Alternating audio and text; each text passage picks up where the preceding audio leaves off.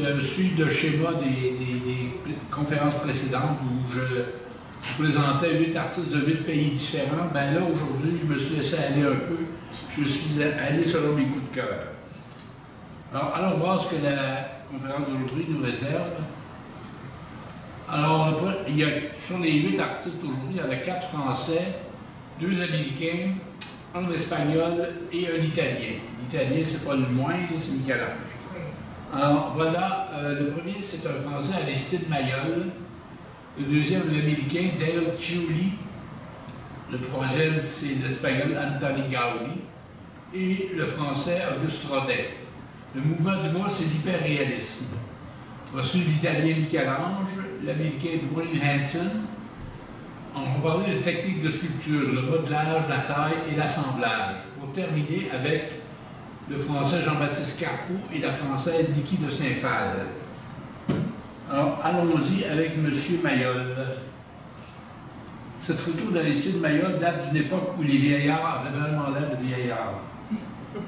Il est né en 1861 à Bannil-sur-Mer et il est décédé en 1944. Maillol était un peintre, graveur et sculpteur français. Au début de sa carrière, il s'intéressa à la peinture et aux arts décoratifs. C'est seulement à l'âge de 40 ans qu'il s'est tourné vers la sculpture. Son œuvre est fondée sur des formes pleines qu'il a élaborées à partir de l'étude du nu féminin jusqu'à l'épurement, anticipant les styles d'abstraction qui viendra plus tard. Ses créations ont marqué le tournant entre le 19e et le 20e siècle. Il a inspiré des grands artistes comme Henry Moore, Jean Arp et trouvé une résonance chez Picasso et Brancusi. Allons voir sa première œuvre, Leda. L'année 1900 a été une étape cruciale dans sa vie car il inventa tout un répertoire de formes qui vont préfigurer ses œuvres à venir. Ses premières sculptures, d'abord en bois, puis en terre cuite, se rapprochent de la sculpture grecque de l'Antiquité. La perfection des formes de cette statue de Leda a beaucoup impressionné Rodin et Mirabeau. D'ailleurs, ce dernier l'a acheté en 1903. On la retrouve maintenant au Metropolitan Museum de New York. La Méditerranée, 1905. Ce statue en bronze que Maillol a créé en 1905, quand il a exposé cette sculpture au Salon d'automne, ce fut un triomphe. Cette sculpture monumentale représente une femme assise, absorbée dans ses pensées, dont le coude appuyé sur son genou et sa tête reposant sur sa main forment une composition géométrique. L'action enchaînée de 1908. À partir de 1905, Maillol reçoit plusieurs commandes, dont ce monument à l'honneur de révolutionnaire emprisonné d'une bonne partie de sa vie. Maillol nous présente une femme qui tente en vain de se libérer de ses entraves en créant un puissant mouvement de rotation du torse. Cette conception d'un monument public crée un terrible scandale, car c'était du jamais vu. Cette statue se trouve dans le jardin des Tuileries à Paris maintenant. Hommage à Cézanne. Cette œuvre avait été commandée à Maillol en 1912 par Aix-en-Provence, qui voulait rendre hommage à celui qui, grâce à ses tableaux, veut connaître cette région. Cette sculpture en pierre se trouve maintenant au musée d'Orsay, car la municipalité l'avait refusée, s'attendant à autre chose de toute évidence. Après la mort de Rodin en 1917, c'est Maillol qui est considéré le plus grand sculpteur de France. Monument à Claude Debussy. En 1930, Maillol est au fait de sa gloire. Il reçoit une commande de Saint-Germain-en-Laye qui veut honorer un de ses enfants, Claude Debussy. Il réalise une œuvre d'une exquise douceur. C'est la seule occasion qu'il aura de traiter de la musique. Cette femme dont la tête est inclinée est en pleine contemplation, avec ses bras ballants, comme s'il suivait une mélodie. La rivière. 1938. Elle représente un nu féminin allongé sur une table. C'est une des statues de la fin de la vie du sculpteur. Elle était installée au Jardin des Tuileries à Paris depuis 1964 à la demande d'André Malraux, ministre de la Culture de l'époque. C'est une mise en scène dramatique, celle d'un corps emporté par la puissance des flots. Il existe plusieurs versions de cette œuvre exceptionnelle, dont un exemplaire se trouve au Museum of Modern Art de New York. L'air, 1938. C'est une des 8 sculptures commandées par la ville de Toulouse pour commémorer la disparition de l'avion Croix du Sud, qui n'a jamais été retrouvé lors de sa 24e traversée de l'Atlantique vers l'Amérique du Sud à partir de Toulouse. Mayol se serait inspiré de sa propre œuvre, Homère à Cézanne, en réarrangeant divers éléments. Néanmoins, cette œuvre est tout à fait originale et semble d'une beauté supérieure à la sculpture originale. Les trois grâces. Selon la mythologie grecque, ces jeunes femmes personnifient la beauté, la douceur et l'amitié. Elles sont éternellement jeunes et belles. Depuis 1965, elles sont présentes aussi dans le jardin des Tuileries, suivant la directive de M. Malraux. L'Île-de-France. Créée en 1925, cette œuvre de Mayol veut représenter de façon allégorique la région fertile autour de Paris.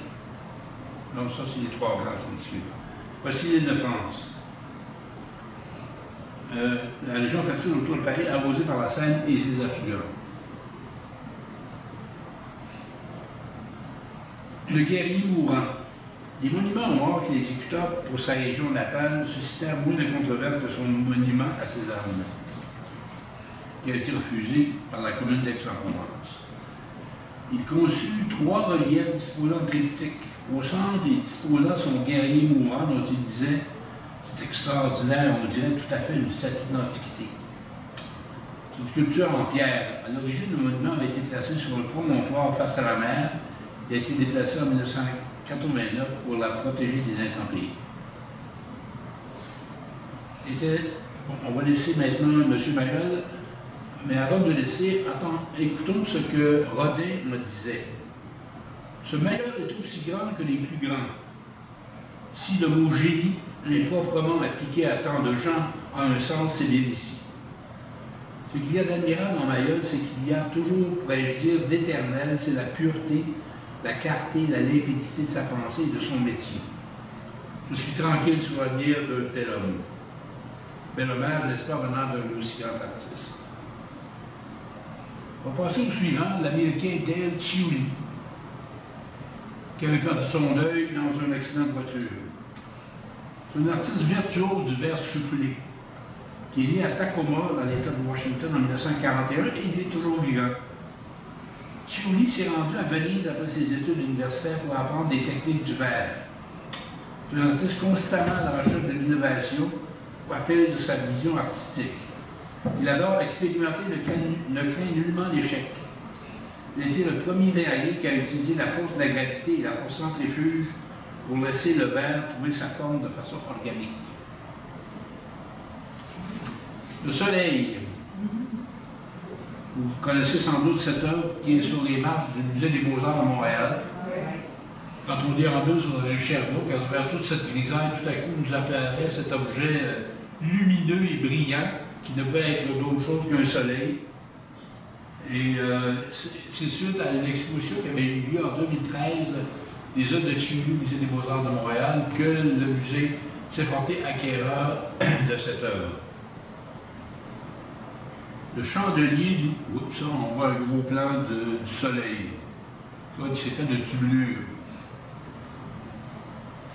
Le chandelier du musée Victoria et Albert à Londres, cette œuvre fait partie de la série de chandeliers amorcés en 1992. Celui-ci a été créé en 2001. Chiuli travaille avec du verre richement coloré en s'inspirant des techniques anciennes élaborées au verrier de Murano près de Venise. Chaque élément du chandelier est recouvert d'un adhésif de polyuréthane et est attaché individuellement avec du fil d'acier inoxydable à une armature soudée à une tige d'acier. L'assemblage de cette œuvre a pris 5 jours à une équipe de 6 artisans. Chiuli est un pionnier du verre soufflé et est considéré comme l'un des plus grands verriers au monde. Le pont de verre. C'est une passerelle piétonne partiellement couverte de 500 pieds de longueur qui enjambe l'Interstate 705 à Tacoma, État de Washington. Il a été ouvert au public en 2002. Il était un cadeau que Chiuli a fait à cette ville qui l'a vu naître. Ce qu'on voit, c'est ce que Chiuli appelle son mur vénitien, qui est long de 80 pieds et dans lequel il a disposé 109 de ses œuvres.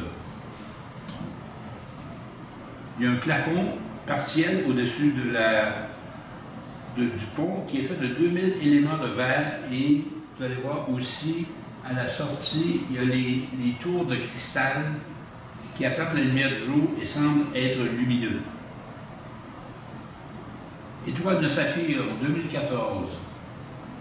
Cette œuvre se retrouve parmi les 32 réalisations de Chiuli qui sont dans les jardins de Kew à Londres.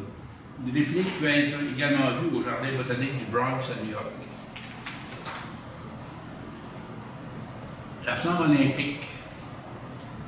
Cette œuvre se trouve depuis 2002 à Salt Lake City, site des Olympiques d'hiver de cette année-là. Cette sculpture a une hauteur de 27 pieds.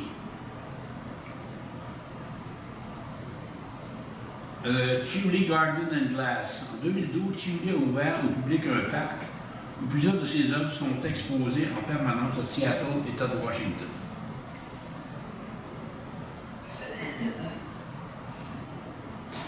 La lumière de Jérusalem. En l'an 2000, Chiuli a été invité à exposer ses œuvres au musée de la Tour de David de Jérusalem pour célébrer le nouveau millénaire. D'ailleurs, le soufflage du verre aurait été inventé dans cette région du globe il y a 4000 ans. Ce fut la plus grande exposition de son travail. Il avait une pyramide de cristal rose haute de 30 pieds. Cette tour de 48 pieds faite de 2000 tubulures bleu cobalt et un énorme globe créé par 500 morceaux de verre plat pour évoquer la Lune.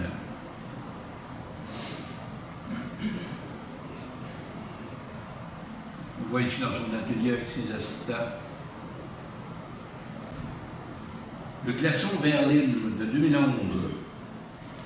Cette œuvre avait été exposée au Musée des Beaux-Arts de Boston et s'est avérée tellement populaire auprès des visiteurs que la direction du musée a décidé de lancer une campagne de levée de fonds pour acquérir l'œuvre de façon permanente. Cette sculpture de 42 pieds en hauteur se retrouve maintenant dans la somptueuse cafétéria du musée où j'ai déjà eu la chance de l'apprécier en personne. C'est vraiment spectaculaire. On va laisser maintenant M. Chiuli en écoutant ses propres paroles. Je veux que les gens soient renversés par la lumière et la couleur d'une manière qu'ils n'ont jamais expérimentée. Voilà son credo. On va passer maintenant à M. Antoni Gaudi, qui est né en 1852 en pays catalan, qui est décédé à Barcelone en 1926. Il avait été un architecte remarquable car sachez qu'il y a 7 de ses œuvres qui sont classées au patrimoine mondial de l'UNESCO. Pas n'importe qui peut dire ça.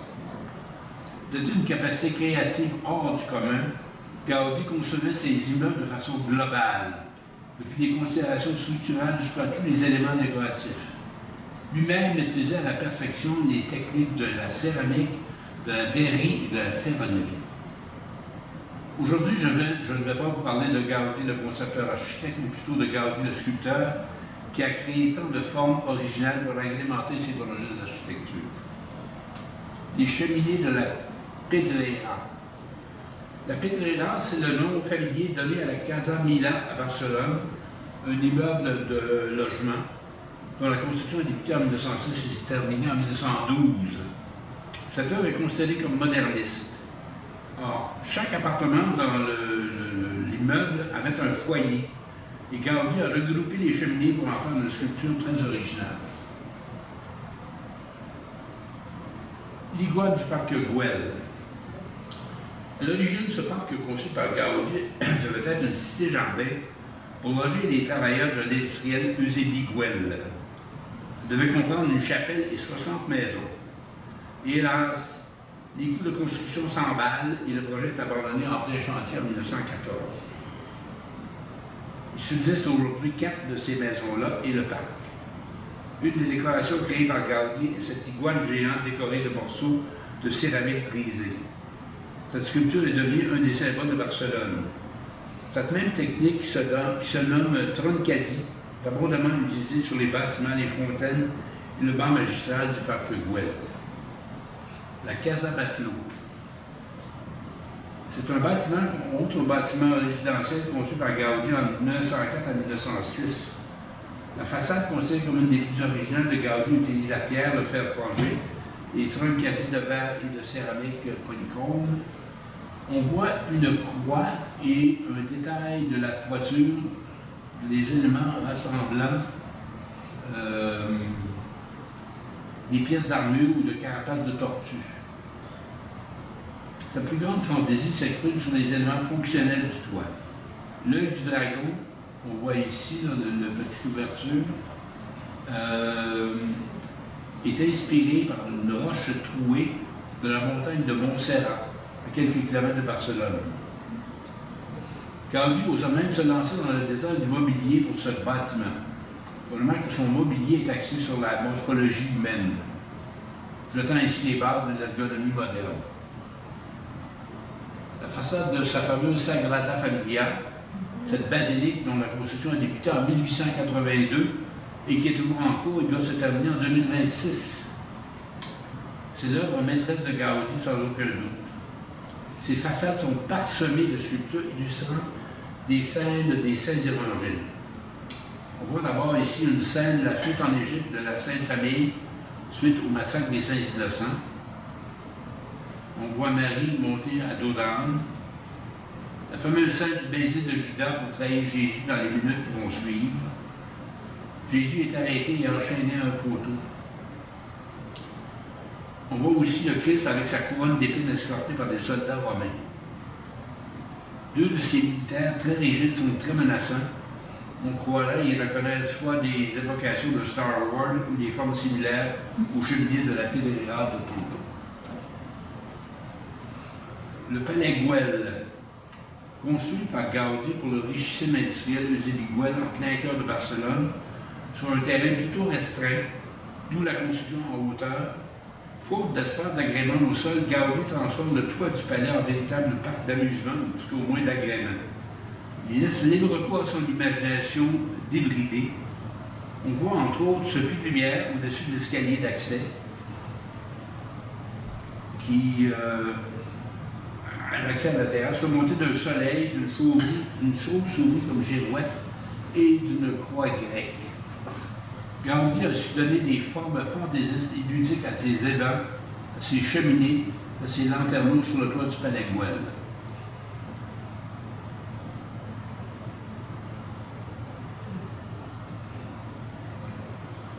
J'espère que vous êtes d'accord avec moi pour dire que, tout architecte qu'il fut, Gaudí a largement sa place parmi les grands sculpteurs de l'histoire de l'art. Monsieur Auguste Rodin. Cet éminent sculpteur français est né en 1840 et est mort en 1917. Il aurait été le plus important sculpteur de la seconde moitié du 19e siècle et l'un des pères de la sculpture moderne. Par sa grande capacité de travail et d'organisation, Rodin a laissé une œuvre hors norme. L'âge des reins, c'est la première statue en bronze que Rodin fait elle date de 1877. Elle lui apporte une énorme notoriété à l'âge de 37 ans, suscitant plein de commandes, autant du privé que de l'État. Voici le modèle de Rodin pour cette œuvre. C'est un jeune soldat belge de 22 ans. Et voici ce que ça a donné comme sculpture. L'homme qui marche. Cette figure est née d'une étude des jambes de son Saint Jean-Baptiste et d'un torse. Rodin les a assemblées vers 1900. Le modelé lisse des jambes contraste avec les crevasses du torse, ce qui accentue la référence à l'Antiquité. Alberto Giacometti se l'est approprié et a réalisé de nombreuses variations sur ce terme, et en lui donnant une signification plus profonde et plus dramatique. Hugolin et ses enfants. Rodin avait sûrement été impressionné par Hugolin de Jean-Baptiste Carpeaux, qu'on verra tantôt. 20 ans plus tard, il reçut la commande pour La Porte de l'Enfer. C'est alors qu'il dessina plusieurs fois ce personnage de prisonnier qui est rendu fou par la faim qu'on lui impose au point d'en arriver à dévorer ses enfants morts. C'est cela qui lui a valu sa place en enfer. Rodin plaça ce groupe sur la porte de l'enfer, mais plus tard en fit une œuvre autonome qu'on voit ici, dans le jardin de l'hôtel Biron, qui est maintenant devenu le musée Rodin à Paris. Le baiser.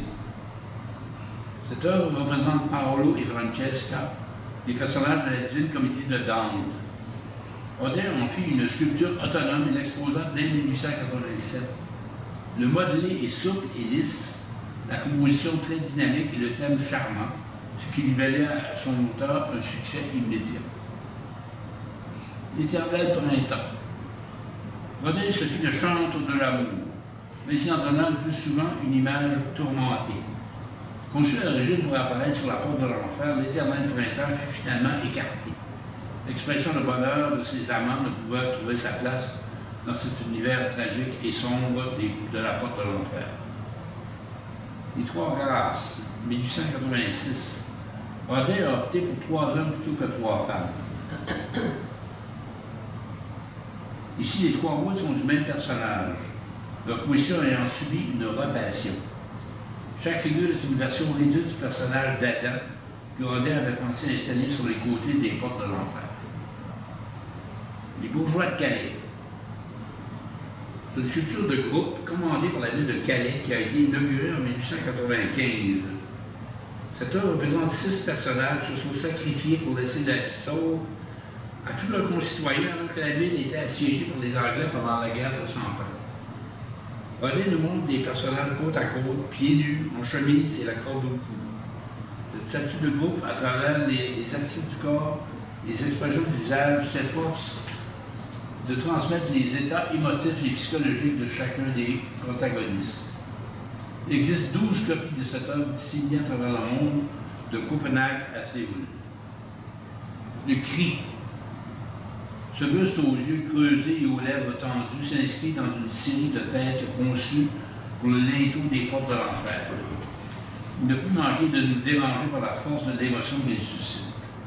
Un critique a dit « Les yeux seuls seraient capables de pousser ce cri ». Iris, messagère des dieux, 1893. Iris, dans la mythologie, fait le lien entre le monde des hommes et celui des dieux. Cette œuvre aérienne, dynamique, suggère des mouvements de danse du French cancan et l'écartèlement de la gymnaste. La position du personnage avec cette absence de la tête et d'un bras, resserre le cadrage sur le sexe féminin. Vous ne serez pas surpris d'apprendre que Rodin ne taillait pas ses marbres lui-même. La plupart de ses œuvres ont été préparées par ses assistants.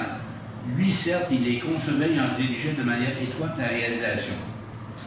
Sa grande renommée lui permettait d'engager de nombreux assistants et assistantes, tels Camille Claudel, dont je vous ai déjà parlé. Son atelier a produit 450 marbres, ce qui aurait été impossible sans une organisation solide et productive.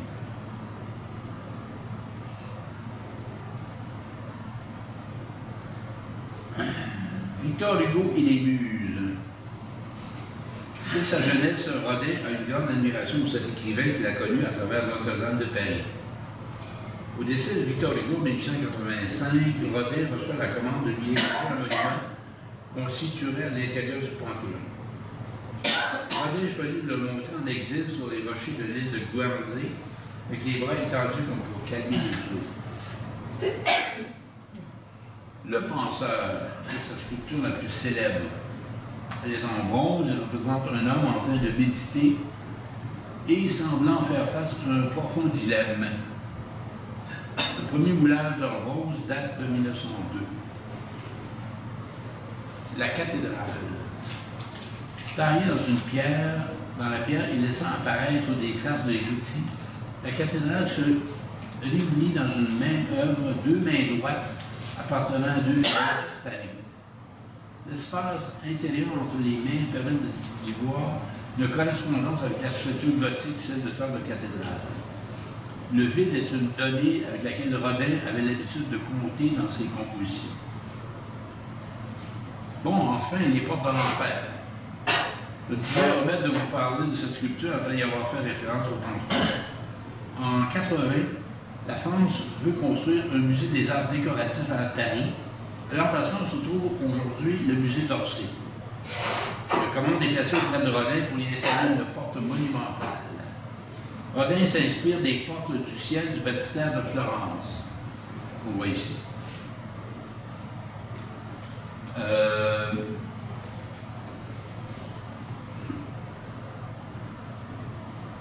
Cette œuvre devient le spectacle des principales œuvres. Au sommet, on voit les 3 grâces, le penseur au centre, À droite, on reconnaît Hugolin et du côté gauche, ses Allemands du Bel.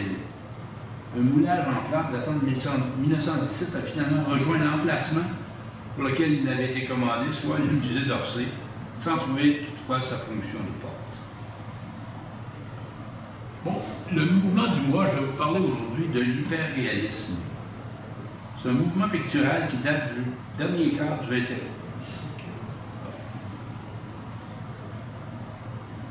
Ce mouvement pictural date du dernier quart du 20e siècle et consiste en la reproduction à l'identique d'une image en peinture ou en sculpture tellement réaliste que le spectateur vient à se demander est-ce que c'est une peinture ou vraiment une photo. Largement influencé par le pop art, l'hyperréalisme constitue souvent une critique de notre société de consommation. Toutes les images que je vais vous montrer, ce sont des peintures, ils n'ont pas des photos.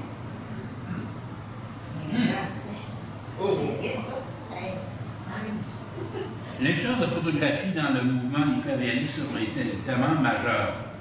Les peintres de ce mouvement montrent des scènes de la vie quotidienne et souvent des portraits. En sculpture, pour atteindre un maximum de réalisme, les artistes moulent parfois leurs œuvres sur des modèles vivants. Même s'ils reprennent des symboles populaires, le mouvement hyperréaliste s'oppose au pop art en ce qu'il est un art moins abstrait et beaucoup plus figuratif.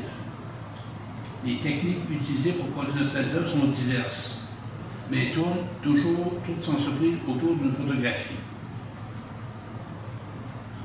Certains artistes projettent l'image sur la toile grâce à un rétroprojecteur et dessinent ainsi l'image au détail près. D'autres quadrillent la photographie pour reproduire l'œuvre case par case chaque fois.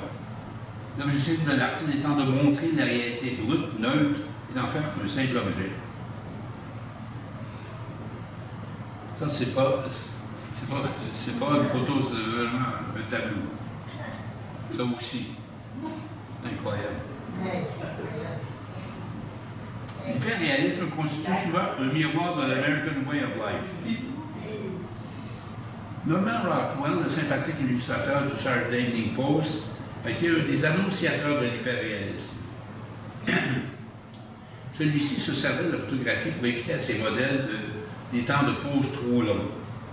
Mais contrairement à Rockwell, les hyperréalistes en profitent pour critiquer l'American Way of Life actuel.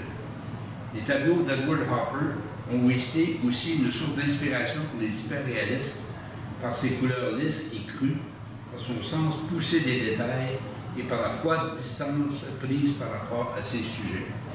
Alors, vous avez devant vous un portrait de célèbre sculpteur italien, Michel-Ange, qui est né en 1475 près de Florence, et qui est décédé à l'âge de 89 ans à Rome. On a déjà fait état de ses immenses talents dans plusieurs disciplines. Tous connaissent ses réalisations en peinture, que je vous ai déjà montrées, comme la route de la Chapelle Sixtine, et sa grande fresque sur le Jugement dernier. Aujourd'hui, nous allons examiner les réalisations sculpturales de ce grand virtuose du marbre. Saint-Procule. Michel-Ange n'avait même pas 20 ans quand il a reçu une commande pour produire 3 statues pour la basilique de Bologne, dont ce Saint-Procule qui était un martyr originaire de cette ville. Cette sculpture respire la vie et l'énergie. L'expression du visage est déterminée et prémonitoire de celle qu'on retrouvera dans son David plus tard. Un ange agenouillé. Parmi ses premières œuvres, on retrouve cet ange créé comme un schéma décoratif pour l'église de San Domenico. Michel-Ange nous présente un ange musclé avec les ailes d'un aigle donnant la base d'un cierge. Ce marbre a été réalisé à la même époque que son Saint-Procule. Bacchus. Bacchus, 1497. Ce Bacchus, c'est une sculpture en marbre d'une hauteur de 2 mètres, représentant le dieu romain du vin dans un état d'ébriété avancée, ce qui était révolutionnaire pour l'époque. On le voit avec les yeux révulsés, son corps chancelant vacille. Assis derrière se trouve un faune qui mange une grappe de raisin tombant de sa main gauche. La même pose se retrouve dans d'autres œuvres de Michel-Ange. On le voit avec les grappes dans les cheveux. La Pietà, 1499. La sculpture en marbre se retrouve dans la basilique Saint-Pierre de Rome et représente l'autel biblique de la mère douloureuse, ou Mater Dolorosa en latin. Tenant sur ses genoux le corps du Christ descendu de la croix avant sa mise au tombeau. Comparé à la Vierge, le corps du Christ apparaît plus petit, donnant ainsi plus d'importance à la mère. La position des deux mains de Marie est fondamentale pour la compréhension de l'œuvre. La main droite, qui est crispée, est occupée à retenir le corps de son Christ, tandis que la main gauche, avec la paume ouverte, l'index tendu, le majeur et l'annulaire légèrement replié, démontre la nature douce et charitable de la Vierge Marie, de son pardon, mais aussi de son grand malheur. David, 1504. Ce David est le chef-d'œuvre par excellence de la Renaissance italienne. Il mesure, imaginez, 5,17 mètres, plus de 16 pieds en hauteur. Michel-Ange avait demandé qu'il soit placé devant le Palazzo Vecchio au cœur de Florence. Mais en 1873, craignant la détérioration de l'œuvre due au climat, on expose désormais l'original à l'intérieur de l'Accademia, une copie l'a remplacée à l'extérieur. David est un personnage biblique qui est représenté juste avant son combat avec le géant Goliath. Montré nu et désarmé, pour montrer sa puissance et forte musculature, on compare David à Hercule, le puissant héros grec. L'approche de Michel-Ange a été naturaliste, car il a cherché à nous montrer avec un grand respect la réalité des muscles, les veines, les autres détails de son anatomie. Michel-Ange idéalise ce corps de jeune athlète en recherchant la beauté, en respectant les canons édictés de la Grèce antique. La Madone de Bruges. La Madone est un marbre réalisé en 1504, une hauteur de 4 pieds, et qui est conservée à l'église Notre-Dame de Bruges, en Belgique. Cette Madone a des similitudes avec la Pietà qu'il avait achevée 5 ans plus tôt, notamment à cause du mouvement dans le drapé du vêtement et par son fini. Le long visage ovale de Marie rappelle aussi celui de la Pietà. C'est la seule sculpture de Michel-Ange qui a à avoir quitté l'Italie, et pour cette raison, elle est presque inconnue à Florence. Le tombeau de Jules II. Ce fameux pape avait des idées ambitieuses et extravagantes. C'est pour cette raison qu'il a demandé aux jeunes artistes de Florence de venir travailler pour lui à Rome. Il demandera entre autres à Michel-Ange de lui préparer un tombeau qui se mit d'accord sur un projet d'un monument colossal qui devait être placé au centre de la basilique de Saint-Pierre, rien de moins. Cette commande fut un grand tourment dans la vie de Michel-Ange car on lui demandait constamment des changements. Toutefois, il voulait que ce monument soit achevé d'une manière digne et de lui-même et du pontife. Jules II mit fin au projet et lui commanda plutôt une statue en bronze pour la ville de Bologne et le chargea de la décoration de la chapelle Sistine. Après le décès de Jules II, de grandes modifications sont apportées au projet d'origine. Finalement, c'est la 6e version du projet qui sera réalisée en 1545. La structure est sans doute monumentale, mais très éloignée du mausolée colossal de 40 ans plus tôt. Moïse. Cette statue exécutée en 1515 a finalement été intégrée dans le tombeau de Jules II et se trouve dans la basilique Saint-Pierre au lien à Rome. La légende raconte que Michel-Ange a estimé que Moïse était son œuvre la plus réaliste. Tellement que la statue, une fois terminée, Michel-Ange lui donna une petite tape sur le genou et lui dit « Bon, maintenant parle !» Au centre du monument, la gloire de Jules II, la puissance de cette sculpture attire tout de suite l'attention. Le corps de Moïse est fort et musclé sous ses robes drapées. On peut sentir sa tension et sa colère.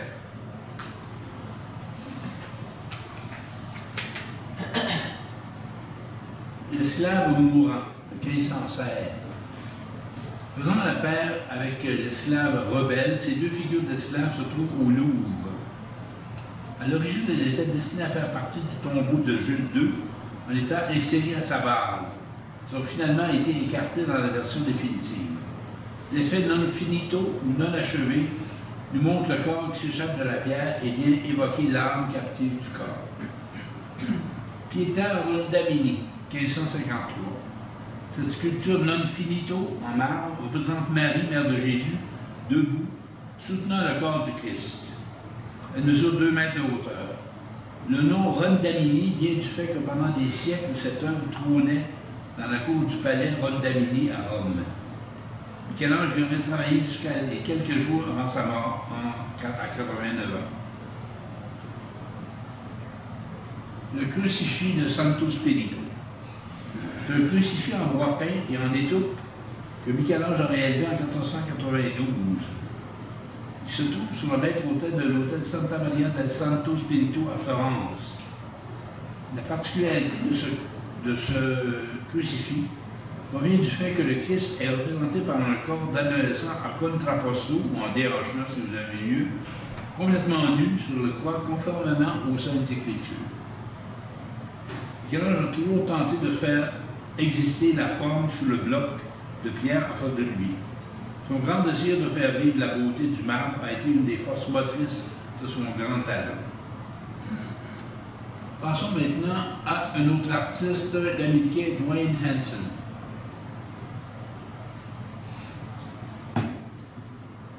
Qui est né au Minnesota en 1925, qui est décédé en Floride en 1996. Il aurait été un des chefs du fil de l'hyperréalisme en sculpture. Durant les années 60, il décide de travailler de façon réaliste et d'exprimer ses préoccupations sociales. Dans son atelier de Floride, il se met à créer des personnages grandeur nature en effectuant des moulages directement sur ses modèles. Il travaille avec le fil de verre et la résine, qui lui permettent de reproduire les moindres détails du corps humain, donnant ainsi vie à ses modèles. En plus, il habille et vêt ses créations d'une manière très appropriée, ce qui donne des scènes absolument hyper réalistes de la vie américaine, créant ainsi un vrai miroir de l'American Way of Life, miroir dans lequel les Américains n'ont aucune difficulté à se reconnaître. Supermarket Lady, 1969. Composé en résine de polyester, en fibre de verre et en peinture acrylique, réalisé grâce à un moule en plâtre fait à partir d'un modèle vivant. Cette scène est évidemment à classer dans l'hyperréalisme. Cette œuvre est la caricature d'une Américaine des années 60 qui perdure encore de nos jours. Hansen veut montrer que la révolution de la consommation de masse peut rapidement prendre une ampleur considérable, avec un chariot débordant de produits fabriqués industriellement. L'embonpoint du modèle nous porte à imaginer l'opulence de cette société de consommation avec la malbouffe caractéristique des classes populaires. Woman Eating. La sculpture qui se trouve au musée Smithsonian de Washington semble être une femme fossilisée d'une autre époque, saisie dans une scène un peu plus banale. Quoi de plus américain que le fast-food et la gloutonnerie. À ses pieds, on voit un sac de magasinage, ce qui nous renseigne sur ses activités préférées. Young Shopper, 1973. En décrivant cette sculpture, Hansen disait « J'aime les poids physiques de cette femme que cette femme porte. Elle est surchargée par tous les achats et ses sacs de magasinage, au point où elle est devenue presque elle-même un sac. Elle porte le poids de sa vie sur son corps qui lui-même est en surpoids. » Womanhood Dog. Même si elle peut ressembler à une voisine, et même si Hansen travaillait à partir du moulage sur les corps mêmes de ses modèles, ces sculptures ne sont pas des représentations de personnages spécifiques. Par exemple, les lettres que cette femme lit sont adressées à une Mimi Johnson, sauf que le modèle était quelqu'un d'autre qui habitait à proximité de Hansen en Floride. La réalité de cette scène est renversante. Delivery Man, 1980. Hansen a revêtu son personnage d'un habit semblable à un bleu de travail. On devine, grâce aux écritures sur sa chemise et les stylos dans sa poche, il s'agit de son uniforme de travail. L'usure de ses bottes témoigne qu'il fait ce travail depuis longtemps. L'homme est assis sur son outil de travail, un diable où se trouvent des colis qu'il doit livrer. Il semble épuisé et profite d'un instant de répit de ce travail fatigant. L'expression de son visage en témoigne. Hansen a réussi à nous faire comprendre que cet homme, dont l'inclinaison de la tête et la direction de son regard expriment bien sa lassitude. Jogger, 1983. Encore une fois, Hansen nous montre sa fascination pour le lien entre l'art et la vie. Il quitte les couches populaires de la société pour nous présenter possiblement un intellectuel soucieux de sa condition physique. Un de ses amis, un médecin, a posé pour cette œuvre. The Traveler, 1988. Ce voyageur groupé, tout basané qu'il soit, s'appuyant sur une pile de valises bon marché, en attendant le prochain vol pour rentrer à la maison. The Tourist, 1970. À partir de cette date, Hansen a commencé à représenter des gens ordinaires qui ne faisaient rien de spécial, sauf lire, magasiner ou visiter. Ces touristes sont son œuvre la plus connue. Comme Andy Warhol, Hansen voyait l'ennui et la banalité comme des caractéristiques de la société de consommation qui a suivi la Seconde Guerre mondiale. Mais il a ajouté de l'humour et de l'humanité dans ses œuvres. Sunbather, 1995. Cette sculpture d'une adepte du bronzage a fait partie de l'exposition Beyond Limits à Los Angeles. Man with Ladder, 1994. C'est vraiment hyper réaliste, je ne sais pas si vous êtes d'accord avec moi. On dirait qu'il va bouger. High School Student, 1992. Et pour terminer, Man on a Bench. Un gardien de sécurité dans un musée raconte avoir vu une femme se pencher devant cette sculpture et demander à l'homme assis s'il se sentait bien. D'autres personnes entament une conversation avec lui jusqu'à ce qu'ils aient remarqué la chaîne de sécurité autour de l'œuvre. Quand on dit hyper réaliste, voilà ce à quoi on s'expose. On va quitter M. Hansen pour vous parler de technique. On va parler maintenant des techniques de sculpture, le modelage, le moulage et l'assemblage. D'abord, le modelage. Le moyen le plus simple pour créer une forme en 3 dimensions, c'est l'action des mains sur une matière plastique. Pour ce faire, le matériau privilégié demeure l'argile. Dans le cas de la cire, le modelage à la main nue n'est que secondaire, le gros du travail étant exécuté par des outils chauffants. La sculpture modelée en argile ou en terracotta doit être soumise à la cuisson pour assurer sa conservation. Dans le cas des œuvres modelées en plâtre, en sucre ou en carton-pâte, un simple séchage suffit pour garantir la conservation. Le moulage, la technique du moulage, excusez-moi, je reprends mes photos. Voici le modelage encore, ça aussi le modelage en marbre. Le moulage, la technique du moulage n'intervient que dans, de façon secondaire, la conservation et la diffusion d'une sculpture. La matière du champ utilisée pour le moulage est le plâtre, mais le revêtement intérieur du moule doit être recouvert de gélatine. Le sucre, le ciment et la cire peuvent aussi être substitués au plâtre.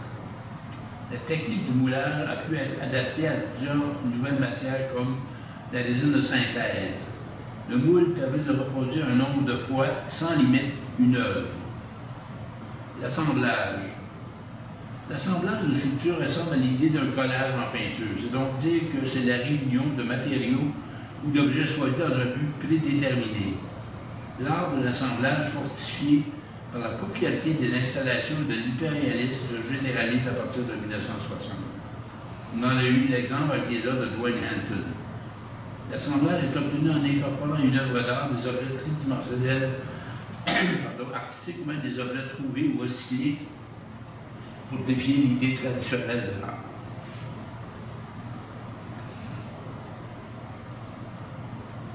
Jean-Baptiste Carpeau.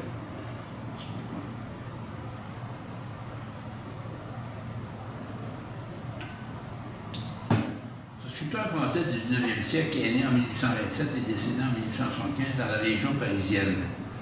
C'est en 1844 qu'il rentre à l'École des Beaux-Arts et 10 ans plus tard, il va remporter le prix de Rome.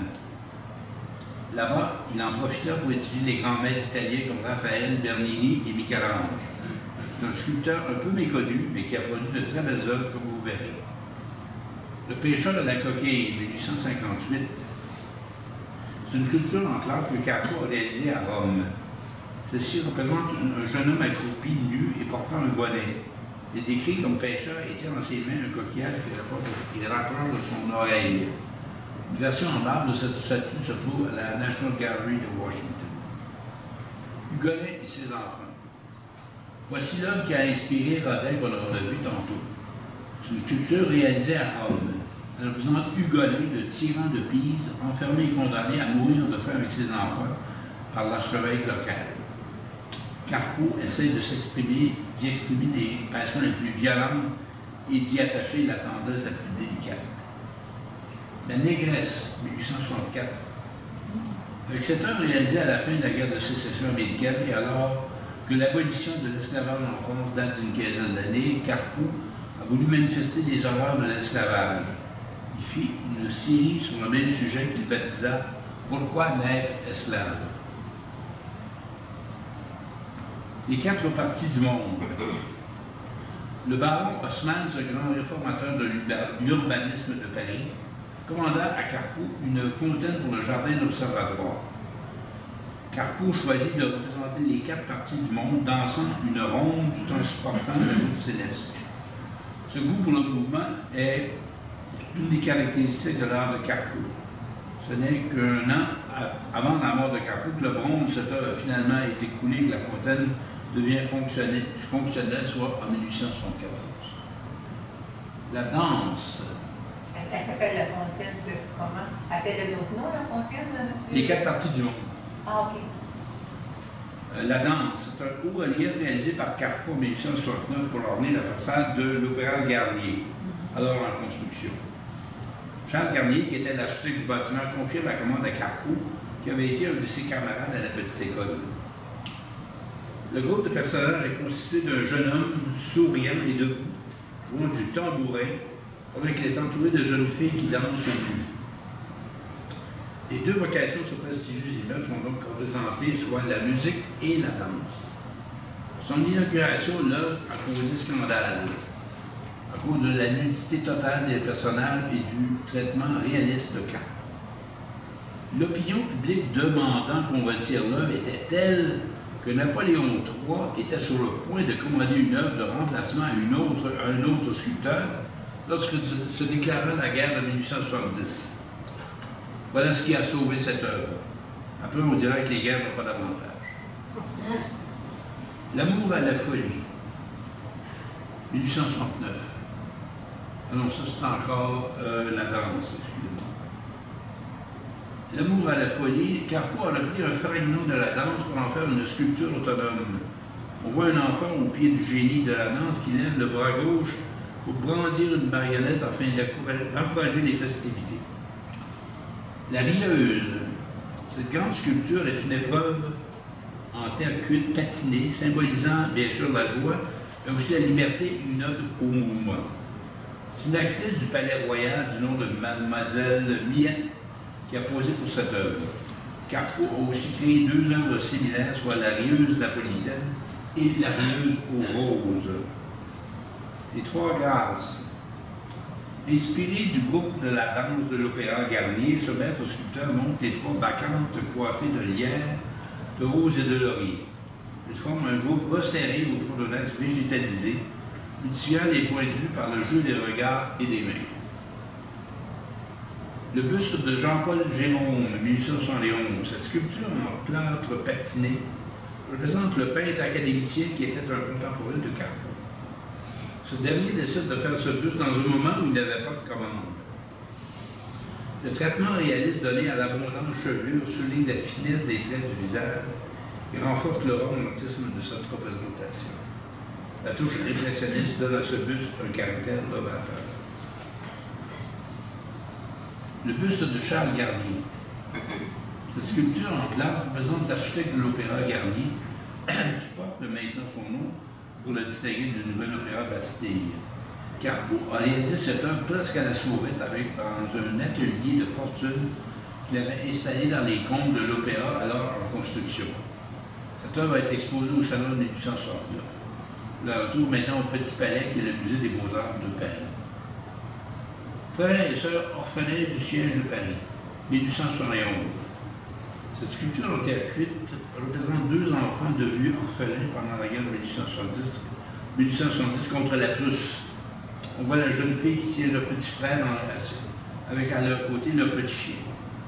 Carpeaux en avait fait un tableau avant de faire la sculpture.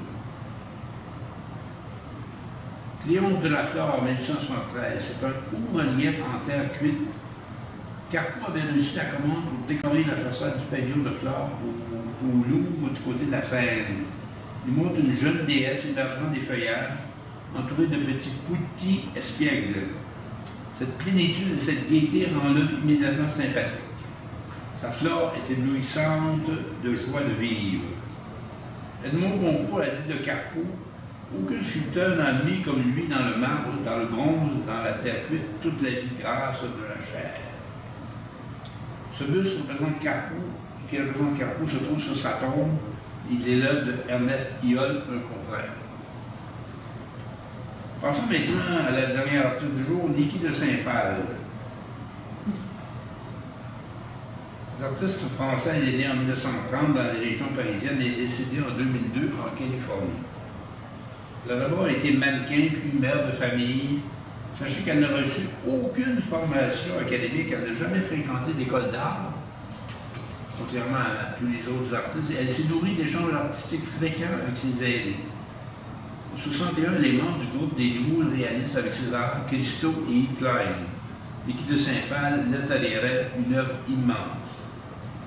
Gwendoline, 1966.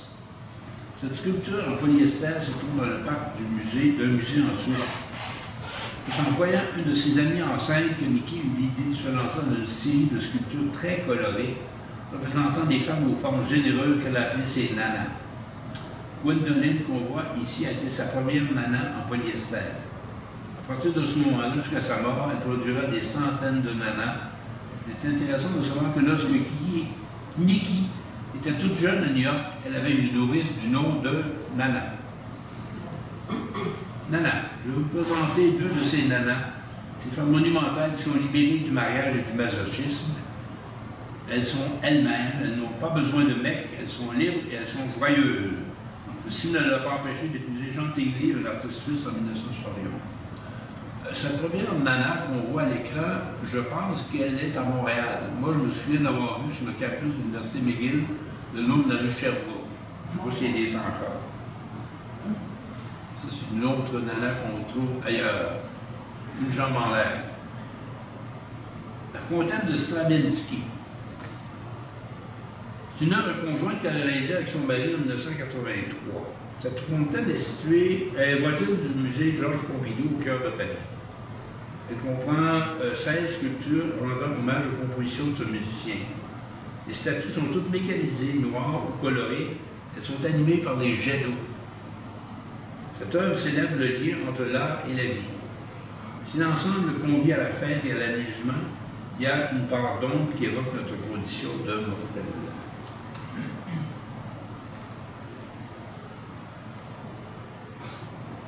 C'est le bonheur des enfants, je crois. Le Jardin des Tarots en Toscane. C'est son parc, c'est sa vie. Elle y a consacré 2 décennies complètes de 1978 à 1998.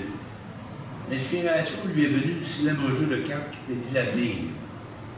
On y retrouve la générosité de ces nanas, mais décuplée. Tout dans cette œuvre est couleur, rondeur et sentiment infini. Elle a voulu créer un jardin de joie et d'imagination. Ce projet grandiose lui a été fortement inspiré par le parc Güell de Gaudi à Barcelone. Elle lui doit beaucoup quand on voit ses audacieuses mosaïques. On se promène dans ce jardin aménagé dans une ancienne carrière, en suivant un savant jeu d'escaliers, de terrasses et de voûtes. Nana sur un dauphin. C'est une œuvre de 1998 en fibre de verre et mosaïque. Le dauphin est couvert de tuiles de mosaïque aux couleurs vives et brillantes. Sur sa tête se tient une nana en maillot de bain. Avec sa main droite, elle tient un ballon rouge pendant que sa main gauche est orientée vers l'arrière. Cette œuvre se trouve à New York devant le musée des femmes dans les arts. Le Dieu Soleil, 1983. C'est une sculpture monumentale qui se trouve sur le campus de l'Université de Californie à San Diego. Il est construit en fibre de verre peinte. Cette sculpture exubérante et colorée a une hauteur de 14 pieds installée sur une arche de béton de 15 pieds en hauteur dans un décor végétal. My Heart Belongs to Rosie, 1965. Niki de Saint-Phal admirait les femmes au fort caractère. Elle aimait les femmes qui n'avaient pas peur de dire non. Rosa Parks était l'une d'elles, figure emblématique de la lutte pour les droits civiques aux USA. Elle est devenue célèbre en 1965 lorsqu'elle refusa de céder sa place un blanc dans un bus de Montgomery en Alabama. Elle fut défendue par un pasteur du nom de Martin Luther King. Elle, une cathédrale. C'est une sculpture monumentale qu'elle a réalisée en 1966. On voit une gigantesque nana couchée sur le dos, jambes écartées, offrant son vagin comme entrée au public. Elle a une toute petite tête, de gros seins et le ventre rond d'une femme enceinte. À l'intérieur de la sculpture, qui se visite comme une maison,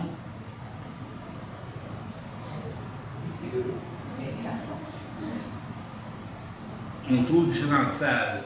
Cette sculpture pèse 6 tonnes et a été réalisée au musée de Stockholm. Elle a connu un grand succès auprès du public.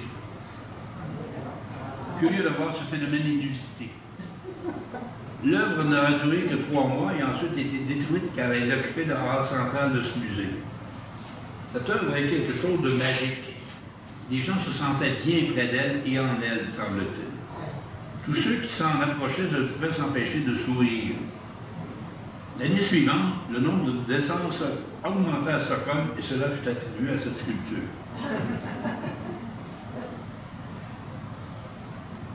Les 3 grâces.